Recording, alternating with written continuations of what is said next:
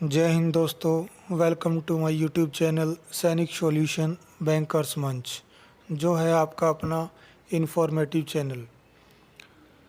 तो आज बात करेंगे बैंकिंग सेक्टर की अपडेट हम और हमारे यंग एस्पिरेंट्स की, जो नौकरी के लिए बहुत मेहनत कर रहे हैं।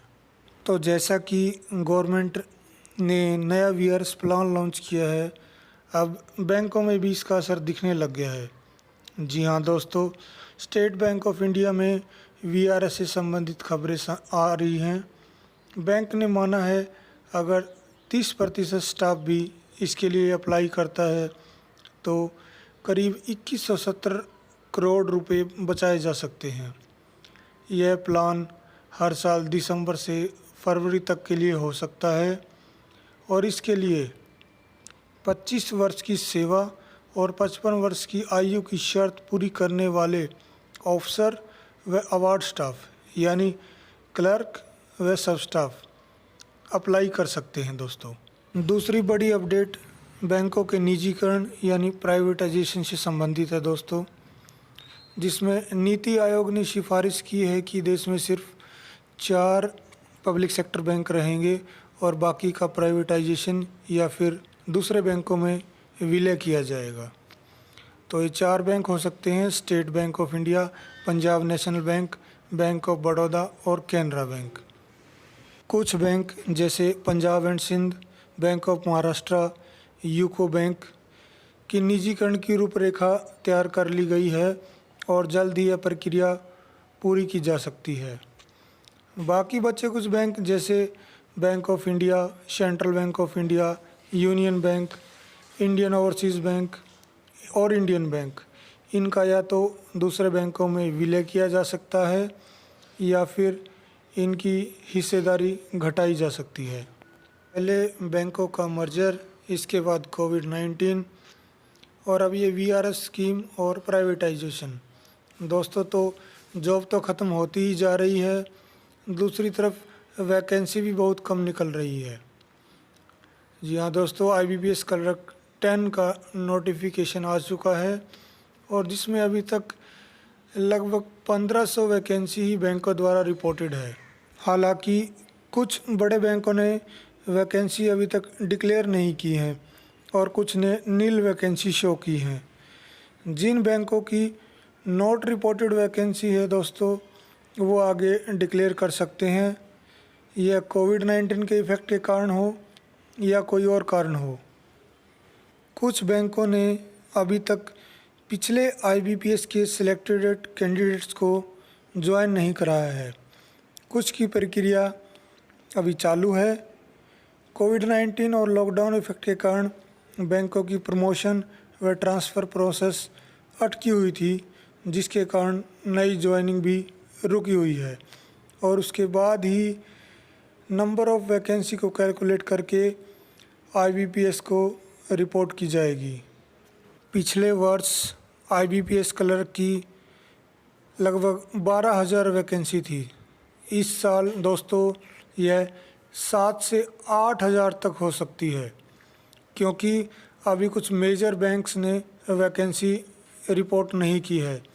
जितना जल्दी ये रिपोर्ट करें उतना अच्छा है, क्योंकि नंबर ऑफ़ वैकेंसी ज़्यादा होगा तो कंपटीशन में बहुत फ़र्क पड़ेगा दोस्तों, कट ऑफ भी कुछ कम हो सकती है। लेकिन आप देख ही रहे हैं हर साल आईबीपीएस में वैकेंसी कम होते जा रही हैं। तो दोस्तों, अब बात करते हैं आईबीपीएस क्लर्क 10 के नोटिफिकेशन पर, जिसमें अभी तक लगभग 1500 वैकेंसी रिपोर्टेड हैं, जिसमें सबसे ज़्यादा महाराष्ट्र स्टेट से 334, फिर पंजाब व यूपी से 136 वैकेंसी हैं। अगर इसके शेड्यूल पे एक नज़र डालें तो ऑनलाइन फॉर्म फिलअप और मॉडिफिकेशन की अंतिम तिथि 23 सितंबर 2020 है। प्री एग्ज़ाम ट्रेनिंग के लिए कॉल लेटर 17 नवंबर 2020 से डाउनलोड कर सकते हैं। प्री एग्ज़ाम ट्रेनिंग 23 नवंबर से 28 नवंबर तक हो सकती है। कोरोना महामारी के चलते यह कैंसिल भी हो सकती है। जो प्रीलिमिनरी एग्ज़ामिनेशन होगा दोस्तों, वो 5 दिसंबर, 12 दिसंबर व 13 दिसंबर 2020 को हो सकता है, जिसका परिणाम 31 दिसंबर 2020 को आ जाएगा। उसके बाद मेन एग्ज़ामिनेशन जो है वो 24 जनवरी 2021 को होगा और उसका परिणाम 1 अप्रैल 2021 को घोषित कर दिया जाएगा। इसमें दोनों परीक्षा ऑनलाइन होती हैं दोस्तों।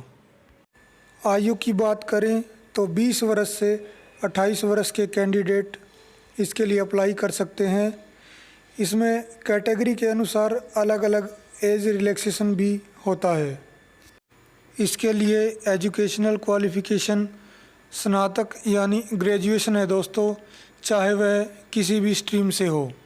इसमें दोनों एग्ज़ाम ऑनलाइन व दोनों में 1/4 के हिसाब से नेगेटिव मार्किंग होती है। हर सेक्शन की टाइमिंग भी सेपरेट होती है। इसमें पास होने के लिए सेक्शनल कट ऑफ और टोटल कट ऑफ दोनों में पास होना ज़रूरी है। इम्पोर्टेंट पॉइंट हमारे सैनिकों के लिए है जो अभी सेवारत हैं और अगले कुछ दिनों में रिटायर होकर बैंक में नौकरी करना चाहते हैं। तो जिनकी रिटायरमेंट डेट 22 सितंबर 2021 या उससे पहले हैं, वो इसके लिए अप्लाई कर सकते हैं। परीक्षा की हिदायतें आप IBPS की वेबसाइट पर नोटिफिकेशन में देख सकते हैं। कोरोना महामारी के चलते परीक्षा में मास्क पहनना अनिवार्य होगा और परीक्षा से पूर्व आरोग्य सेतु ऐप की स्टेटस को भी जांचा जाएगा। आप फॉर्म होम स्टेट या अदर स्टेट से भी भर सकते हैं, पर आपको वहाँ की भाषा का ज्ञान होना चाहिए जो कि लैंग्वेज टेस्ट में जांचा जाएगा। भरते समय आप ऑर्डर ऑफ प्रेफरेंस को ध्यान में रखें। जिस स्टेट में आप फॉर्म भर रहे हैं उसमें नंबर ऑफ़ वैकेंसी कितनी है, बड़ा बैंक है, आसपास में ज़्यादा ब्रांच हैं या फिर प्राइवेटाइजेशन का भी कोई जिक्र नहीं है, उसको आप चॉइस में ऊपर रख सकते हैं, वो आप पर डिपेंड करता है। तो दोस्तों, आपके पास 3 महीने का समय है, आप अच्छे से तैयारी करें, तब तक बाकी बैंक भी अपनी वैकेंसी डिक्लेयर कर सकते हैं। वीडियो अच्छी लगे तो लाइक, शेयर, सब्सक्राइब ज़रूर करें।